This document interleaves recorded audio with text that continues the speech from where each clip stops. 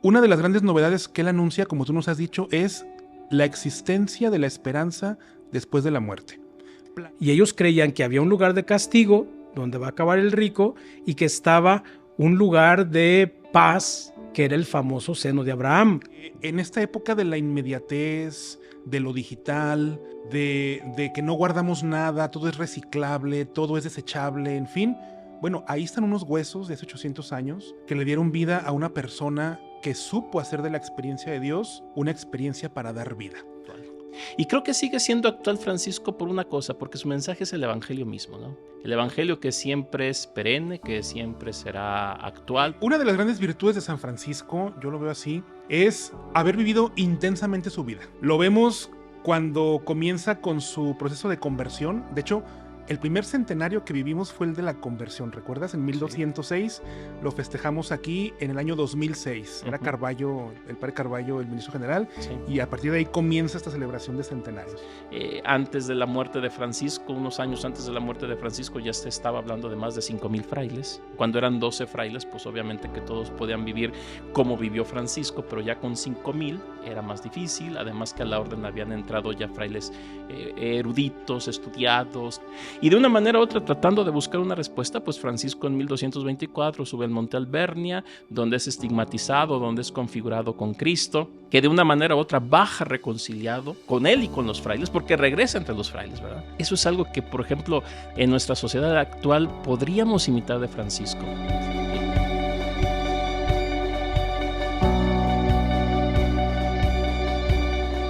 Paz y bien, Fray Fernando Comparán. Qué gusto recibirte en este espacio que es el Centro de Comunicaciones Franciscanas. Y nos reunimos en este momento, en este lugar, para tener una charla en preparación rumbo a los 800 años de la muerte de nuestro Padre San Francisco. Recordemos que este año 2026, la Iglesia, el Papa, los franciscanos y demás, estamos celebrando un año de San Francisco para la Iglesia. ¿Y cuál es el evento de este año? Pues la muerte de nuestro Padre. Esa Pascua franciscana, esa Pascua de San Francisco, que nos habla de ese gran misterio que es la muerte en la unión con Dios. Qué gusto tenerte aquí. Gracias, Fray Raúl. Muy contento de poder dialogar contigo desde la visión cristiana, bíblica de la muerte. Y como tú bien dices, para nosotros la experiencia de la muerte, sobre todo vivida desde la experiencia concreta de Francisco de Asís, es toda una proyección de belleza, de hermosura, que nos conecta con esa visión que Cristo vino a darnos sobre este misterio que ha sobrecogido el corazón de los hombres y mujeres de todos los tiempos y lugares. Claro. Y bueno, Fray Fernando, quisiéramos que nos hablaras de este gran misterio que es la muerte y cómo es abordado en la Sagrada Escritura. Queremos que nos hagas a nosotros, a quienes estamos escuchando esta charla, reflexionar un poco de cuál es el sentido de la muerte desde la experiencia de la Sagrada Escritura. ¿Qué es lo que nos narra? ¿Qué es lo que nos habla? ¿Cuál es la experiencia de los personajes o de Dios en este libro que es el que nos inspira, el Evangelio, la Sagrada Escritura? ¿Qué nos puedes hablar de la muerte en este sentido? Bueno, creo que para poder entender un poquito la visión bíblica de la muerte, es necesario reconectarnos a la visión cosmológica que tiene el pueblo de Israel. El pueblo de Israel tiene la concepción del mundo como una realidad que consta de 3 lugares. Incluso en la mente primitiva de los autores sagrados son lugares reales y concretos. La parte central, digamos, es la parte que corresponde a los seres vivos, el mundo. Y luego hay una parte subterránea que es el lugar de los muertos. El lugar de los muertos, los hebreos lo llaman Sheol, de una palabra un poquito misteriosa que tiene que ver con una idea de que todo lo absorbe, lo destruye, como una especie de remolino que jala. Y para los hebreos este lugar estaba subterráneo, debajo de la tierra de los vivos, tanto que llegan a pensar que incluso hay lugares cavernosos que dan miedo, donde ellos interpretaban que estaba la bajada al inframundo. Y luego estaba la dimensión divina.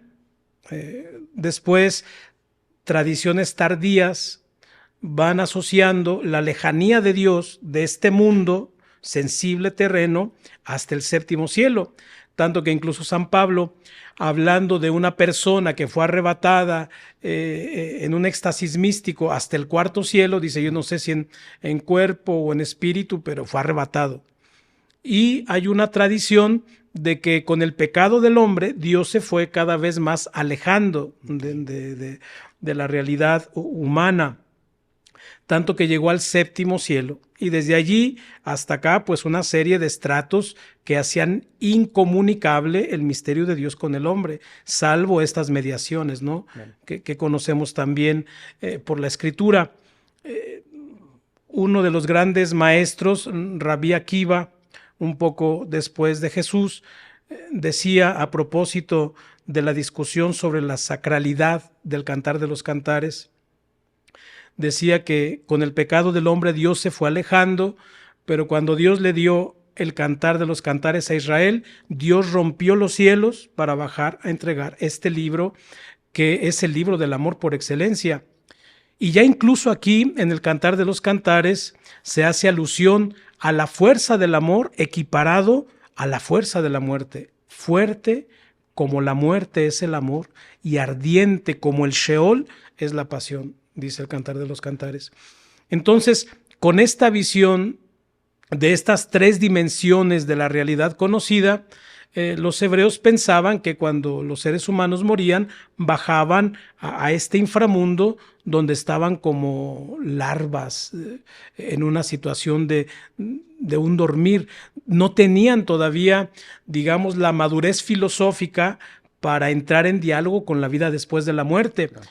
Digamos que este mundo de muertos era simplemente el lugar donde los muertos estaban, en una situación de penumbra y de desolación, tanto que dice el Salmo, en el reino de los muertos nadie te alaba, no, ni esperan en tu fidelidad los que bajan a la fosa. Entonces era como descender y encontrarse con un lugar de tinieblas, oscuro, donde no había lugar para Dios. Entonces, en la cosmovisión de este pueblo hebreo antiguo, en la muerte no existía una esperanza. Quien ingresaba a este lugar de muerte, el Sheol, era para siempre, para la existencia, para la eternidad. Sí, de hecho hay textos, por ejemplo, donde el autor sagrado le pregunta a Dios, ¿qué ganas con mi muerte? ¿Qué ganas con que yo viaje a la tumba? Y luego hay textos también, sobre todo en los Salmos, donde se dice que todos van al mismo lugar, ricos y pobres, ignorantes, sabios, así le hayan dado su nombre a la tierra, todos van a ir a acabar ahí. Y su suerte es la de los animales y la de cualquier otro ser vivo. Entonces es una visión tremenda que permanece incluso al tiempo de Jesús, porque recordemos que están los saduceos. Los saduceos niegan la vida después de la muerte y para ellos la vida es esta y después de esto no hay nada. Por eso se burlan cuando Jesús habla de la vida del más allá. Exacto. Y le ponen aquel ejemplo, ¿no?, de la mujer que tuvo 7 maridos y al final de quién va a ser mujer. Sí. Y Jesús dice, no va por ahí esa concepción del más allá, porque humanamente tendemos a caricaturizar el más allá dándole nuestros criterios. Como veremos, Jesús viene a revelarnos una novedad absoluta, totalmente, claro, una cosa nueva. Y entonces, ¿la existencia en el Sheol o en este lugar de penumbras también era para los justos? ¿Incluso el justo terminaría en este lugar? Todos, justos e injustos.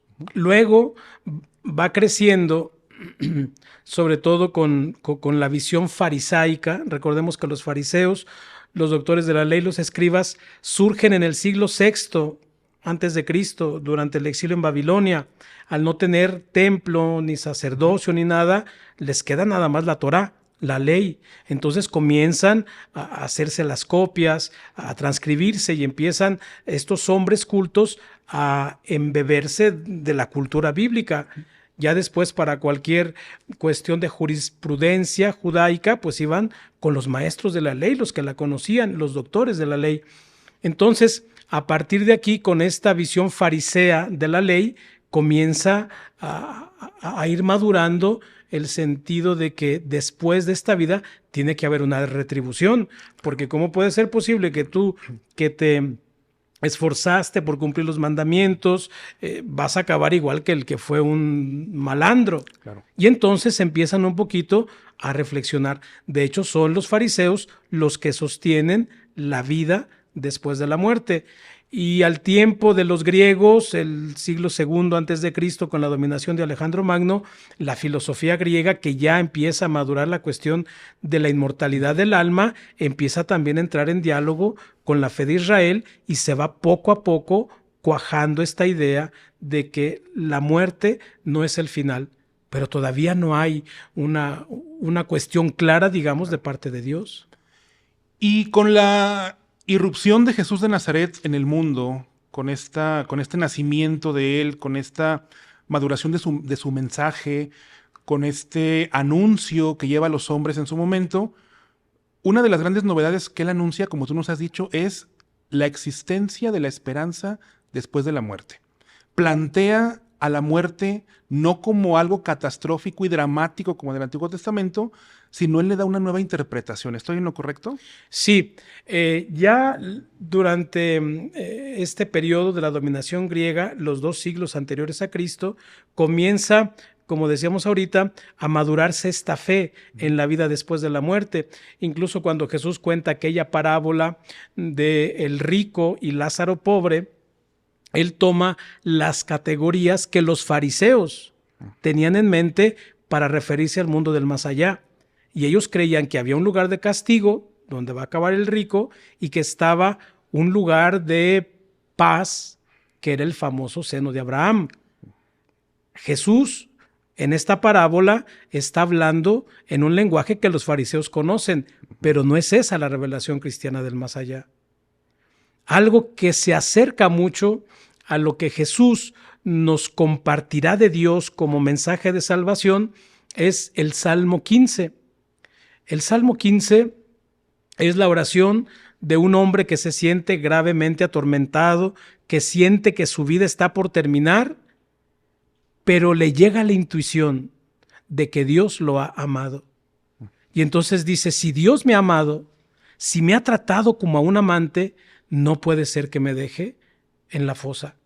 No puede ser que si me ha tratado con amor, ahora se olvide de mí y me abandone.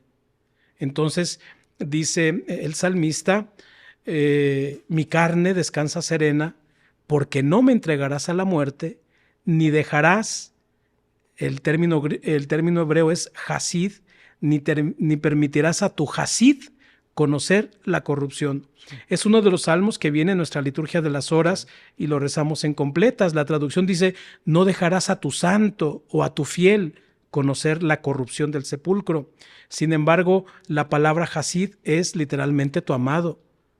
Ya conocemos la palabra gesed, que es un amor apasionado, y el salmista se descubre amado con esta pasión divina y sabe que esa es la garantía de que Dios no dejará que se quede en lo hondo de la fosa. Y en sus categorías le dice, yo sé que tú me enseñarás el camino de salida. De ahí, de ese lugar del que hablábamos, del Sheol, tú me enseñarás la salida y me colmarás de gozo en tu presencia y de alegría perpetua junto a ti. El salmista sabe que la única recompensa que puede esperar es la complacencia de Dios que le comparte su amor por toda la eternidad. Claro. Y este mensaje de esperanza, Fray Fernando, y este mensaje de alegría y de gozo ante la muerte, ¿cómo fue para las primeras comunidades cristianas el asimilarlo y transmitirlo?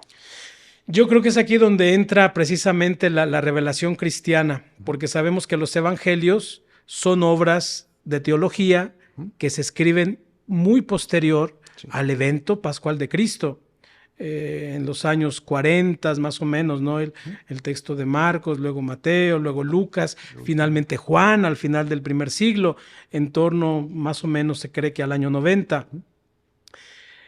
Yo creo que cuando San Juan está contando la resurrección de Lázaro, que es el único que la cuenta, es porque está haciendo lo que tú preguntas. ¿qué hace la comunidad cristiana ante un hermano que muere?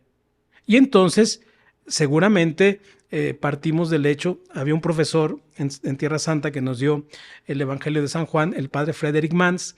Él nos decía que el Evangelio de San Juan es el más teológico de los 4, porque tiene unas construcciones bellísimas, como una arquitectura de teología que tienes que sentarte a contemplar, a desmenuzar, a interpretar para poder entender. Pero al mismo tiempo es el texto más histórico.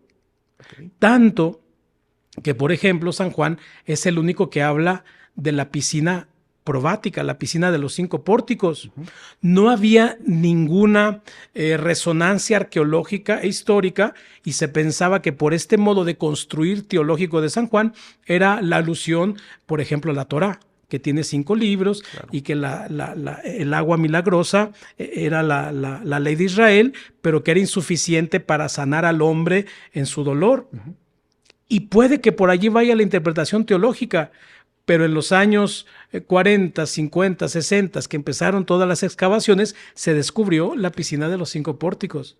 Entonces, decía el padre Mans que con toda la alta teología de San Juan es el evangelio más histórico, mientras que los sinópticos ponen la ida de Jesús a Jerusalén una sola vez, Juan pone 3, porque se supone que estuvo en una vida pública con 3 años. Entonces, está más apegada a la cuestión histórica. Todo esto para decir que probablemente la cuestión de Lázaro tuvo que haber sido el encuentro con un muerto que Jesús reanimó, pero precisamente aquí está la astucia del autor sagrado, que de una reanimación, que es volver a esta vida, sí, comienza a construir un relato teológico para hacernos entender el verdadero señorío de Jesús sobre la vida y sobre la muerte, que no es traer a esta vida a un ser humano que murió, sino quitar esa piedra, porque así lo dirá San Juan, que hay entre el mundo de los vivos y el mundo de los muertos. Okay. Es decir, ese mundo incomunicado del Sheol, Cristo vino a destruirlo para que al ingresar al Sheol, tú automáticamente no llegues al lugar de los muertos, sino al mundo donde está Dios. Y luego los cristianos de las primeras generaciones, sobre todo a partir del siglo III, comenzaron a manifestar esta fe representando en los cementerios cristianos la figura del buen pastor, que es la parábola de un Dios que llega al Sheol, al lugar de los muertos, para derrumbar ese muro que separa a los muertos de la vida divina y llevarse consigo a Adán, la oveja, al seno de la Trinidad, a la vida con Dios. Entonces, allí San Juan, cuando cuenta la reanimación de Lázaro, nos está revelando la belleza de la resurrección, que no es lo mismo. A través de la reanimación de Lázaro, que es la vuelta a este mundo, el autor sagrado cuenta cómo será el pasaje de este mundo al Padre. Y lo hace extendiéndose en el relato, porque la resurrección, así como la conocemos, es breve, son 2 versículos. Lo llamó y le dijo, Lázaro, sal de ahí, y el Lázaro salió. Pero todos los detalles están articulados para hacernos entender cómo al final de esta vida, lo único que hay es el pase definitivo a la vida de Dios. Ya no el Sheol, sino pasas a través del Sheol, pero para encontrarte con el mundo de Dios. Okay. Y estos textos, Fray Fernando, que nos estás compartiendo y que nos estás explicando de una manera tan maravillosa, fueron textos que escuchó San Francisco también. No sé si alguien se los explicaría, no sé si él en su profunda introspección y meditación, reflexión, ¿verdad?, contemplación delante de Dios, cómo fue que estos textos los fue comprendiendo y los hizo vida. Esta muerte, este sentido de la muerte en el Antiguo Testamento y en el Nuevo Testamento inspiran a San Francisco para este camino que nos ha heredado de esperanza ante la muerte. Y en un mundo como el que estamos viviendo, que privilegia la muerte, que privilegia el pesimismo, que privilegia muchas situaciones que van en contra de la alegría cristiana, ¿Cómo es que podemos volver a hacer presentes estos textos al mundo actual? ¿Cómo podemos hablarle a la gente de esta alegría, de esta esperanza, de este paso de la muerte a la vida de la que nos habla Jesús en este mundo tan adolorido y tan violentado? Sí, mira, yo creo que es difícil, porque como seres humanos, lo único que conocemos es lo que llega a nuestro conocimiento a través de los 5 sentidos. ¿Sí? Es el mundo que conocemos y difícilmente tenemos el tiempo para empezar a entrar a un mundo más allá de lo material. Nosotros vivimos en un mundo acelerado, con sus exigencias, con su propuesta de felicidad, y en este mundo no hay mucho espacio para detenerte a pensar incluso en el hecho de que un día vas a morir. La misma muerte se convierte en un tabú. Sí. No se habla a los niños y no le digas porque cómo lo va a tomar. Tal vez a ti te ha tocado por el ministerio que de repente hay algún enfermo que no quiere recibir al padre porque piensa que el padre va cuando se va a morir. Y como que hay toda una visión negativa de la muerte que tratamos de ocultar, como dice el dicho, ¿no? Queriendo tapar el sol con un dedo. En el fondo creo que es un poquito el miedo a poderlo afrontar. Mientras no tengamos el valor de querer ver a la muerte con los ojos de Cristo, nunca vamos a poderle quitar ese rostro lúgubre que nos sigue paralizando, porque sigue siendo para nosotros, cristianos, un misterio que no hemos querido afrontar. Francisco nos enseña que la muerte es una hermana. Sí. Quiere decir que él tuvo un trato familiar, un trato que él empezó a vivir en esta vida. Para muchos, un encuentro con la muerte, un encuentro en una balacera o una enfermedad de la que de pronto hay un revertimiento, llega a ser tan impactante en la propia vida que uno empieza a vivir con mayor pasión cada momento, porque es como entrar en contacto con esa fugacidad que te dice, esto va a pasar. Sin embargo, es algo que tratamos de ensordecer con una cultura de ruido, de distracción, de placer. Lo dice también la Escritura. Ante el miedo de la muerte, ¿qué queda? Comamos y bebamos, que mañana moriremos. Entonces, en la medida que no creemos el espacio para entrar en contacto amoroso, liberador y reconciliarnos con mi propia muerte, difícilmente podremos, incluso nuestra misma liturgia cristiana, todavía se utiliza más el morado que el blanco, porque la visión sigue siendo pesimista. Basta con leer toda la liturgia de nuestras exequias. Sí. Todo es, Señor, tengo vergüenza presentarme ante ti, mis pecados me dan miedo. Sí. Es un terror, ¿no? Las mismas oraciones son, perdónale sus pecados y líbralo del fuego del infierno, y toda una visión lúgubre que nada más de escucharla, sí llega a agregarle más dolor a la tensión, al dolor que ya un deudo tiene, ¿no? Claro. Entonces tú participas de un sepelio y estás cargándote de una negatividad tremenda, el dolor, la angustia, la impotencia, y más si es en situaciones de violencia. O sea, una experiencia de la muerte para nosotros actualmente es una cosa terrible. Sí. E incluso la liturgia cristiana todavía resiente mucho de esta visión que nos asusta.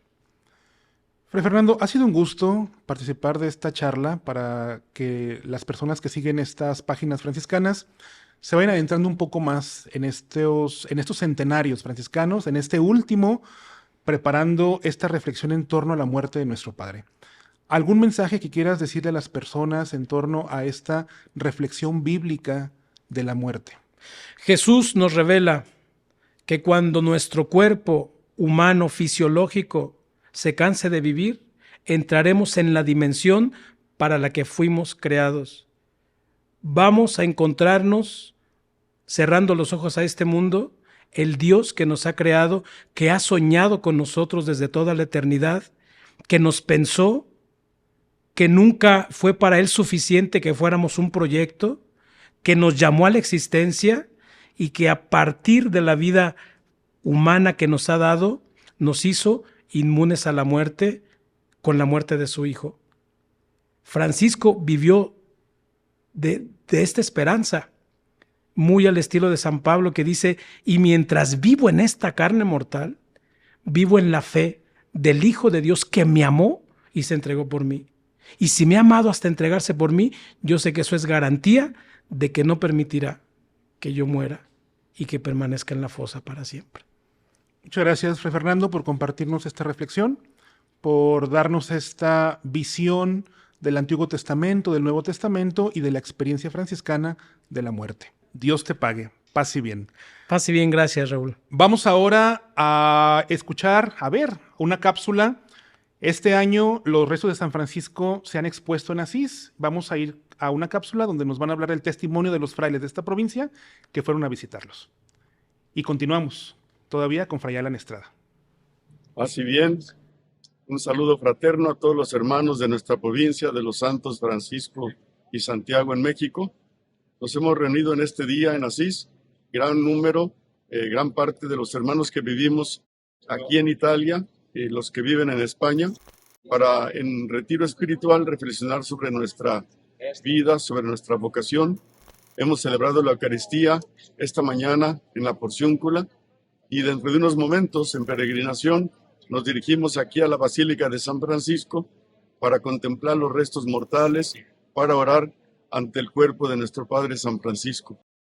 Sepan que pues, los tenemos presentes en nuestra oración, que esperemos que para todos nosotros este 8º centenario del tránsito de nuestro Padre San Francisco revive en nosotros el entusiasmo por poner a Cristo en el centro de nuestras vidas, el entusiasmo por servir a los hombres y mujeres de nuestro tiempo, especialmente a los más pobres, que revive en nosotros también el entusiasmo de ser hermanos y de testimoniar desde nuestra fraternidad el proyecto de paz y de fraternidad que Jesucristo soñó para todos nosotros, para toda la humanidad, un proyecto que Él realizó a través de su muerte y resurrección. Bien, pues pediremos por ustedes, oraremos al Señor, a nuestro Padre San Francisco, para que interceda por ustedes, los ayude en sus necesidades y sobre todo también los ayude a cumplir con fidelidad, con entusiasmo, la misión que Dios les ha encomendado. Paz y bien, hermanos. Paz y bien, querido Fray Alan Estrada, es un gusto recibirte en este estudio también del Centro Franciscano de Comunicaciones. Y bueno, ¿qué te pareció la cápsula que acabamos de ver? Paz y bien, Fray Raúl. Un gusto saludarte, un gusto estar con ustedes.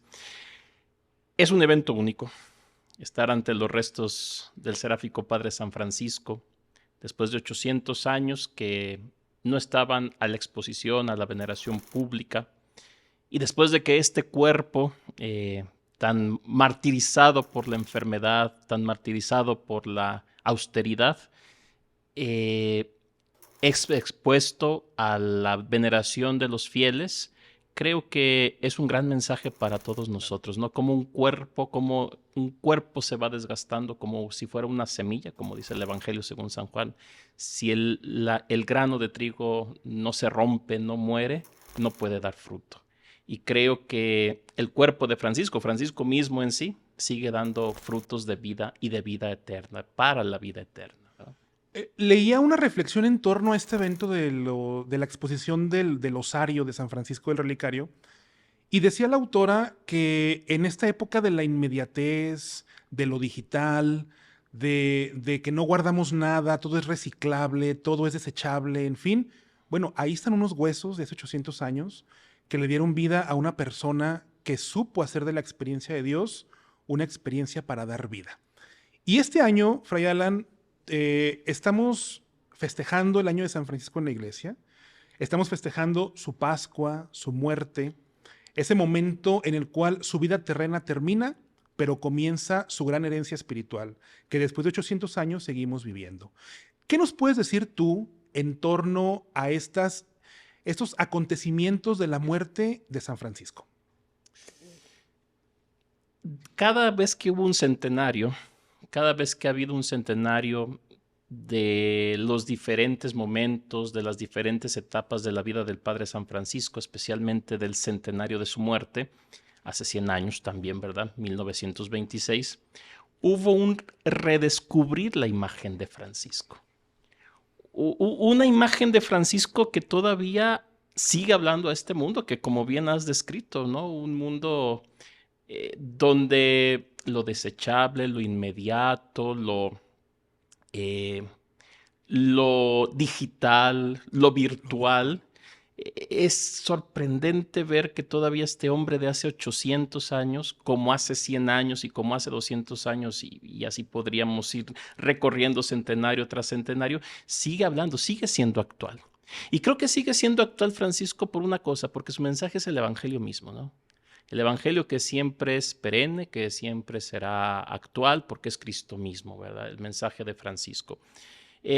Sin embargo, creo que hablar de hoy, del Francisco de hoy, es hablar a un mundo que tiene necesidad de estas figuras que son referencia, que pueden ser referencia en una sociedad donde hace falta líderes, imágenes, modelos, puntos que nos vayan indicando cómo vivir la vida de manera profunda, no superficial, porque creo que una de las bondades de Francisco es que me atrevería a decir que trasciende los muros, no solamente del catolicismo o siquiera del cristianismo, va más allá de todo eso, ¿no?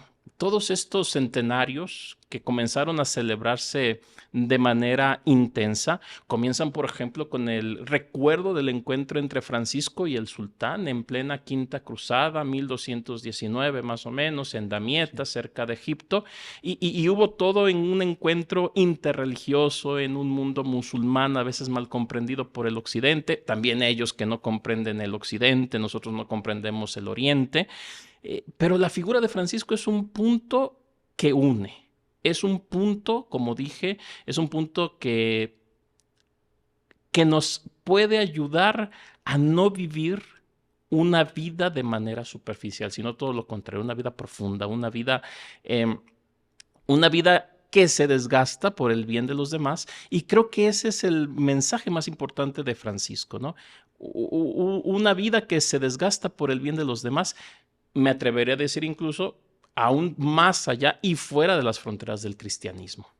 Sí, una de las grandes virtudes de San Francisco, yo lo veo así, es el haber vivido intensamente su vida. Sí, ¿no? Sí, claro. Lo vemos cuando comienza con su proceso de conversión. De hecho, el primer centenario que vivimos fue el de la conversión, ¿recuerdas? En 1206 sí. Lo festejamos aquí en el año 2006. Era Carballo, el padre Carballo, el ministro general, sí. Y a partir de ahí comienza esta celebración de centenarios. Bueno, Francisco vive su conversión intensamente. Está en la cárcel y lo vive intensamente. Está después afuera, comienza con ese llamado que no comprende y lo vive intensamente. Cada etapa de su vida la fue viviendo de una manera intensa, pero intensa en cuanto a lo fervoroso, al aprendizaje, a lo que esto dejaba en su corazón para transmitir a los demás. Y este último periodo de su vida,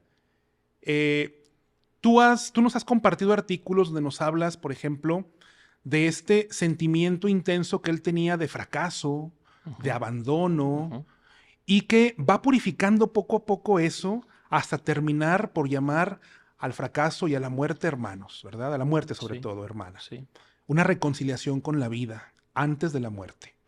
¿Qué nos puedes hablar de esta actitud de San Francisco para un mundo que privilegia el sentirse fracasado y perseguido siempre? Sí.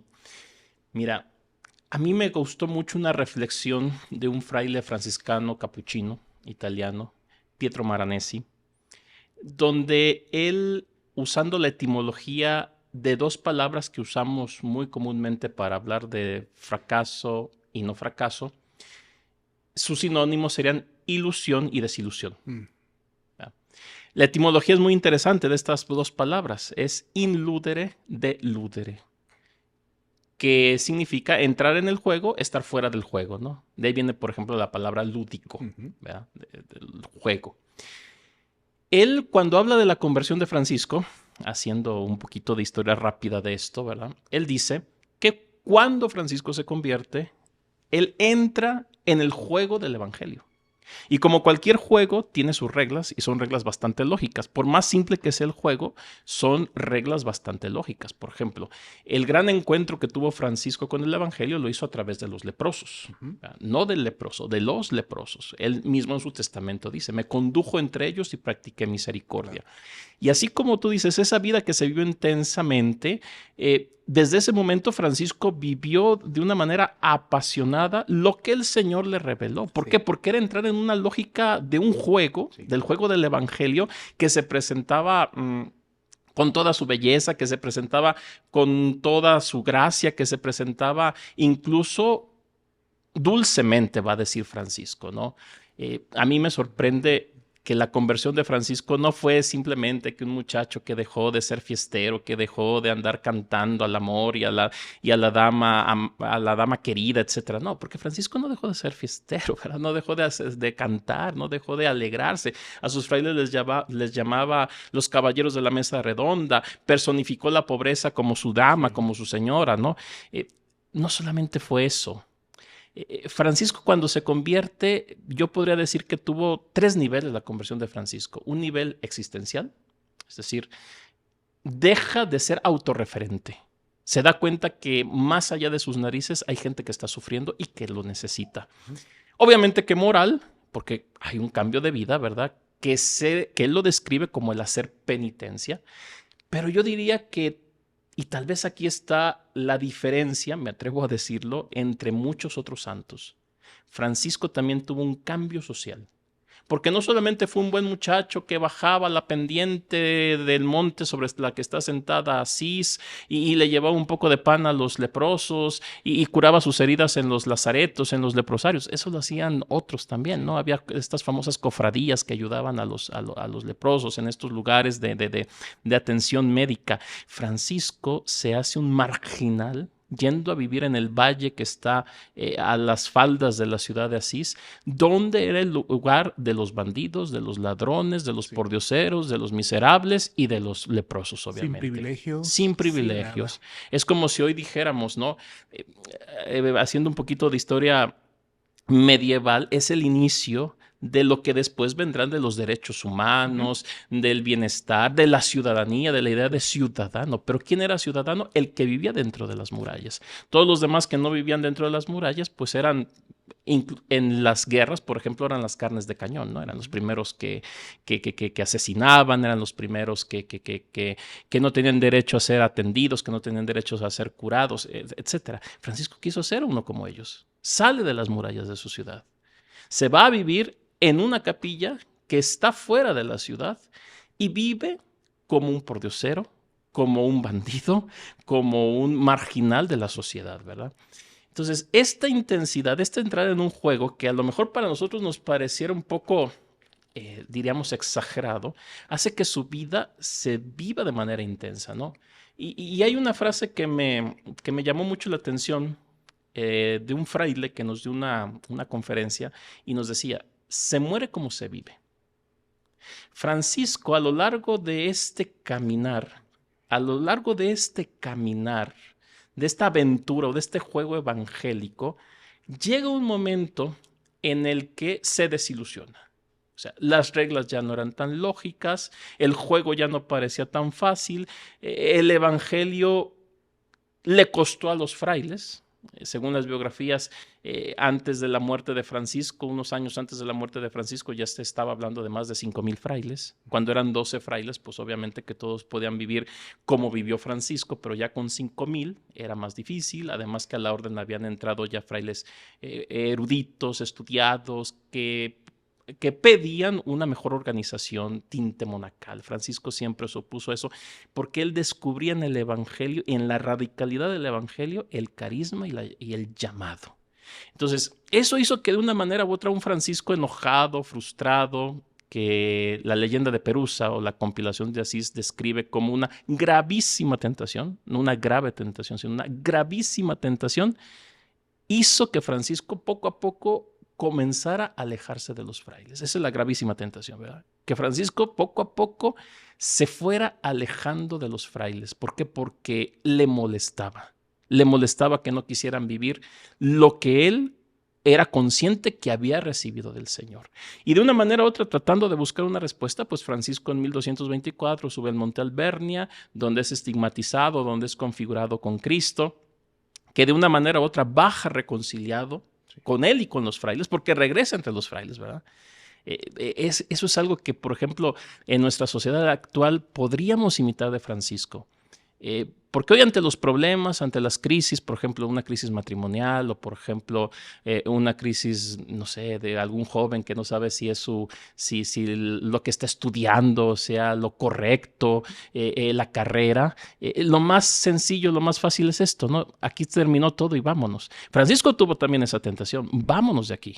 De este periodo, de esta gravísima tentación, son, por ejemplo, los relatos de las tentaciones de salirse, de tener hijos, de tener esposa, aquello que nos narran las hagiografías que hace unos monos de nieve, esta es mi esposa, estos son mis hijos, ahora cómo los alimento, o el mismo contexto de la indulgencia de la porciúncula, ¿no? Que es otra tentación de este tipo, que Francisco se lanza a un rosal y milagrosamente las espinas desaparecen, ¿no?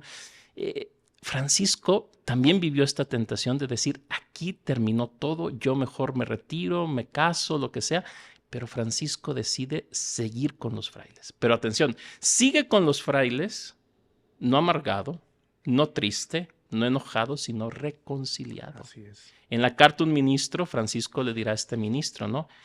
Y trátalos con misericordia y no les exija ser mejores cristianos, seguramente porque no van a poder ser mejores cristianos, ¿verdad? Es decir, Francisco mismo, que vive en carne propia el rechazo de sus frailes, porque existió una cierta incomprensión, una cierta persecución, un cierto rechazo de los frailes hacia Francisco. Por ejemplo, el relato de la verdadera alegría, ¿no? Sí. Que Francisco llega todo bañado de nieve, herido porque la nieve le hacía en el hábito unas gotas comenzaron a sangrarle las piernas, llega a la puerta de Santa María de los Ángeles, la porciúncula, el hermano portero lo corre y le dice una frase que es bastante fuerte. Eres un simple e idiota que no te necesitamos. Y curiosamente, en los últimos documentos de Francisco que él firmaba, se ponía tal cual, simple e idiota. Seguramente lo escuchó de algún fraile, ¿verdad? Este rechazo que hubo hacia el fundador, pero Francisco decide quedarse con sus frailes, entre sus frailes, reconciliado. Y este sería el contexto un poquito de la muerte de Francisco, ¿no? Obviamente que será un momento todavía, tendrá que dar un paso más allá porque esta frustración, este enojo, este sentimiento de que todo lo ha perdido, de que todo no ha valido la pena, lo llevará hasta 1225 cuando componga en una noche pesada, dura, en la que le pide al Señor, ya llévame, porque esto ya es insoportable, la enfermedad, la ceguera, las llagas, etcétera.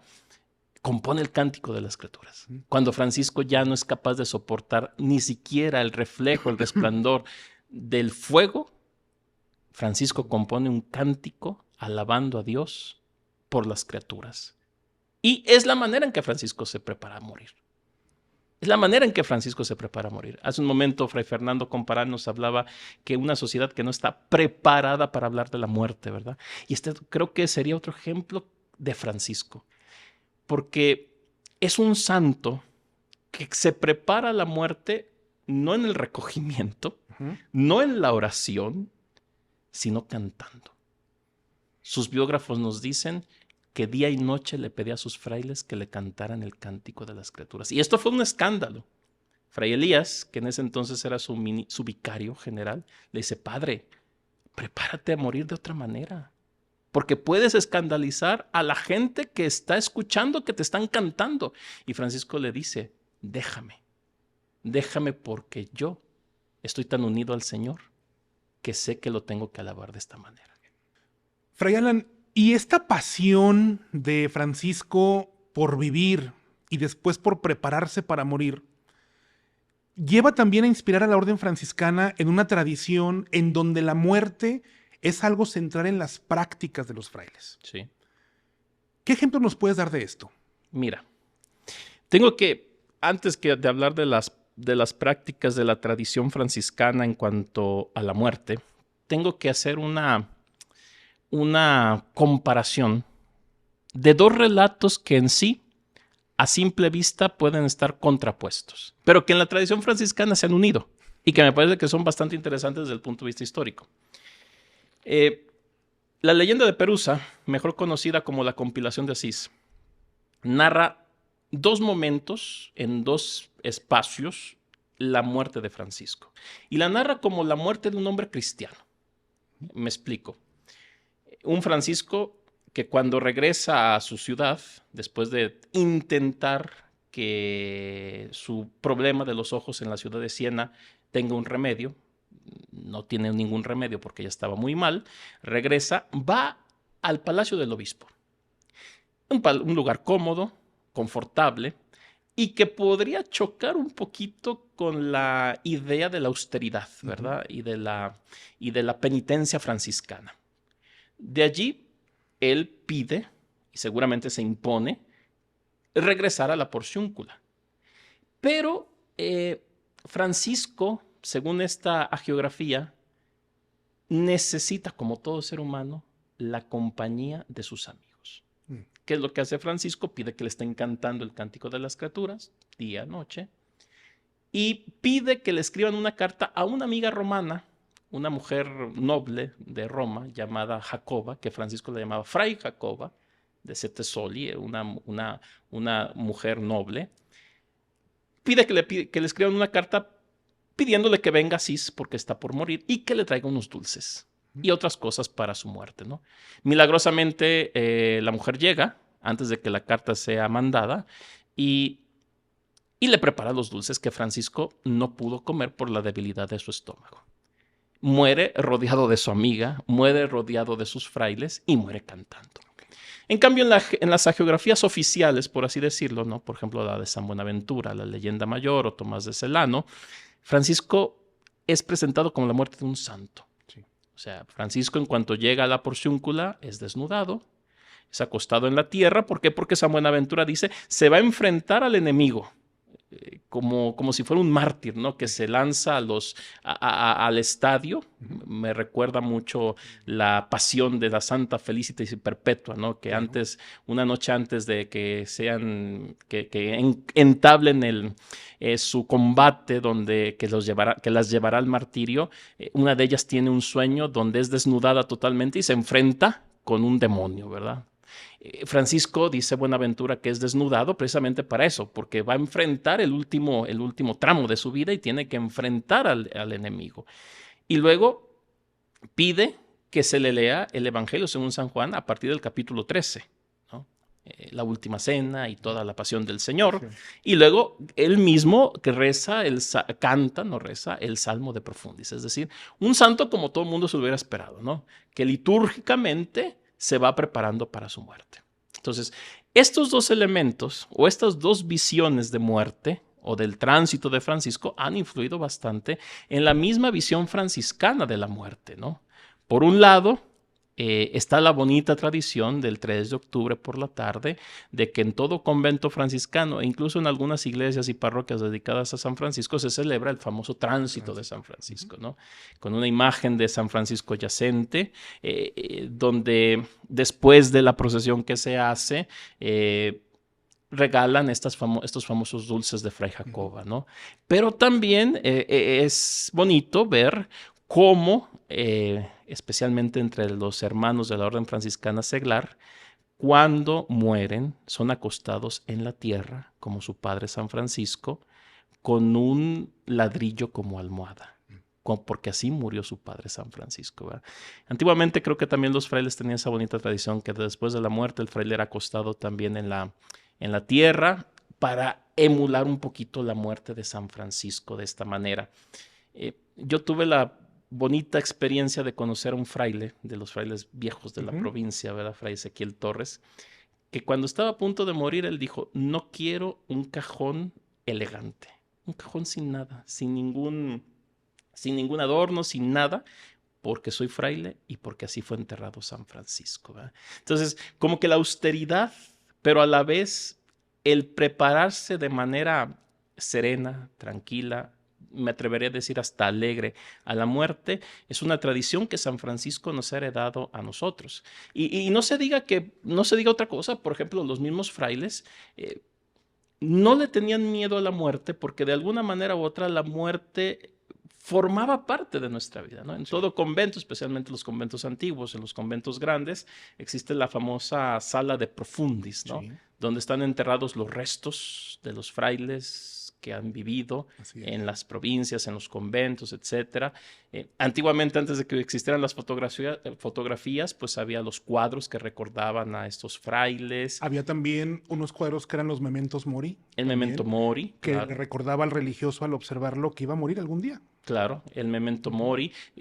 Yo conocí frailes que en su corona franciscana, la especie de rosario que nosotros usamos, junto al crucifijo también había una pequeña calavera. Un cráneo. Un cráneo, ¿verdad? Que nos recuerda precisamente la muerte. Y no solamente, no porque fuera una exaltación de la muerte, porque la muerte no se puede exaltar, ¿verdad? No se puede exaltar porque dice San Pablo que es el último enemigo a vencer. Claro.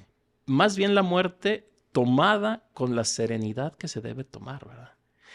Pero esto nos viene de Francisco, que le llama hermana. Sí. Fíjate, reflexionando en esto, ¿por qué llama Francisco hermana a la muerte? Seguramente porque es un paso que nosotros tenemos que dar y que nos une al Señor. Pero si tal vez reflexionamos o tratamos de hacer una hermenéutica, una exégesis un poco más profunda del por qué Francisco le llama a la muerte hermana, porque también la muerte tiene que morir. Dice San Pablo que el último enemigo a vencer será la muerte y será aniquilada, como tú y yo. Lo que, como comenzábamos, ¿no? Los restos que vemos en Asís es el aniquilamiento de un cuerpo. Sí. Un cuerpo que se desgastó. Y un día la muerte también será aniquilada totalmente. Y en ese sentido también la muerte es una hermana para nosotros. Fray Alan, un mensaje final para las personas que nos están siguiendo en este programa maravilloso que hemos tenido. En una época en la cual la muerte parece que domina, la muerte está presente en todos lados, el pesimismo, la inseguridad, muchas cosas que nos hablan de muerte diariamente están presentes en nuestra vida. ¿Qué le puedes decir a las personas que nos escuchan en una perspectiva franciscana en este sentido de la muerte actual? ¿Cómo podemos verlo? Mira, hablar de la muerte es muy difícil, creo. Claro. ¿Verdad? Es muy difícil. Y es difícil porque nos da miedo. No la conocemos. Ni tú, ni yo, ni quienes nos están viendo y escuchando han muerto.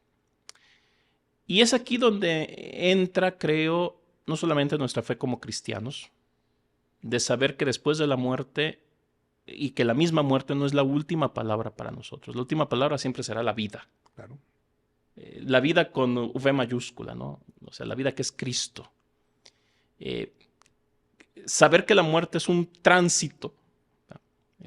La palabra tránsito es un paso, es un camino, hasta la misma palabra Pascua, ¿no? La Pascua es un paso, es un salto. Creo que nos debe de llenar un poquito, o un mucho, diría, de esperanza. La muerte no tiene la última palabra. Y más porque la muerte, fíjate, la muerte está emparentada con otra palabra, al menos en latín, con la palabra mors, que es mordida. La muerte es como una mordida que nos arranca o que ha arrancado a nuestros seres queridos. Y tal vez por eso la vivimos con un cierto dramatismo, como una tragedia. Sin embargo, Francisco nos enseña que la muerte se vive de manera serena. Se vive necesitado y rodeado de quien nos quieren. Uh-huh. Y por qué no también se experimenta alabando al Señor y dándole gracias por lo que nos ha permitido. Pero esto es Francisco, pero como decíamos, Francisco trasciende también los muros del cristianismo. ¿Qué podría enseñar Francisco a lo mejor a un mundo secularizado que le tiene miedo a la muerte? Porque no todo mundo es cristiano hoy en día, o al menos no todo mundo está dentro de esta tradición cristiana, o no todo mundo tiene claro lo que su fe cristiana lo dice. Francisco nos puede compartir otro mensaje que creo que también es igual de importante. La muerte, como decía, la vida, o más bien se muere como se vivió. Y yo creo que en ese sentido, si nosotros nos esforzamos por vivir bien nuestra vida, de manera apasionada nuestra vida, la muerte tal vez sí nos cause miedo, porque no la conocemos, pero al menos espero y creo que nos va a ayudar a vivirla de manera serena. Creo que ese es el mensaje de Francisco en esta época. Bueno, pues muchas gracias, Fray Alan. Ha sido un gusto escucharte. Ha sido un gusto que hayas participado en este diálogo tan maravilloso, instruyéndonos con este conocimiento que tú tienes de las fuentes franciscanas y de esa interpretación de la vida de San Francisco para nuestros días. Muchas gracias. Te agradezco mucho. Gracias. Y bueno, los invitamos a ver el siguiente video, que es un canto a San Francisco de nuestro hermano Fray Donaldo Rosete.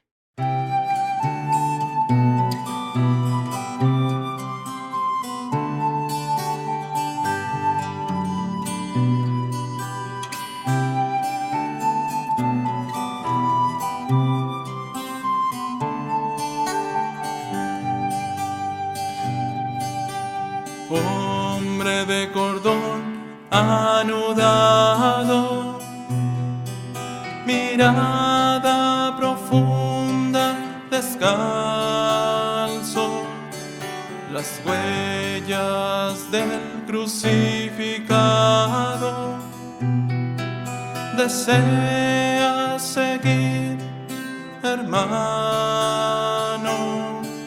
original estampa, trovador, sin cesar, enséñame a imitar al que por tu vida decidiste dejar.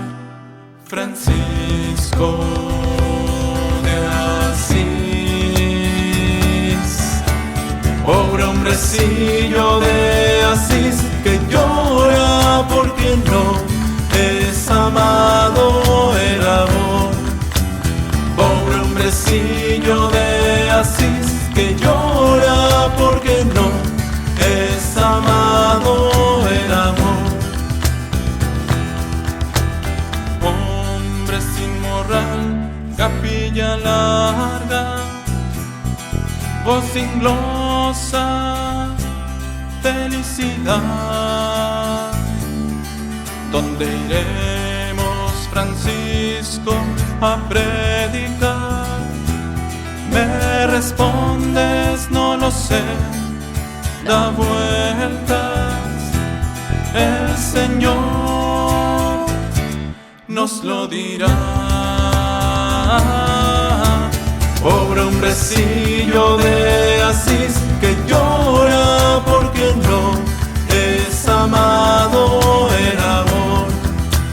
Pobre hombrecillo de Asís, que llora porque no es amado el amor. Vida hecha oración, tú, Francisco, túnica de alondra, libertad,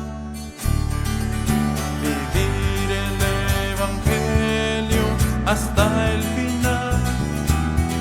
Me respondes, confía, no dudes, el Señor bendecirá.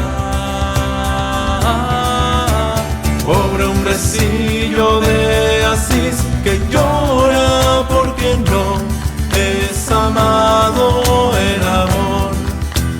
Pobre hombrecillo de Asís, que llora porque no es amado el amor. Cantad al Señor por la eternidad y no tengáis temor, pues el pastor que su vida entregó los sostendrá.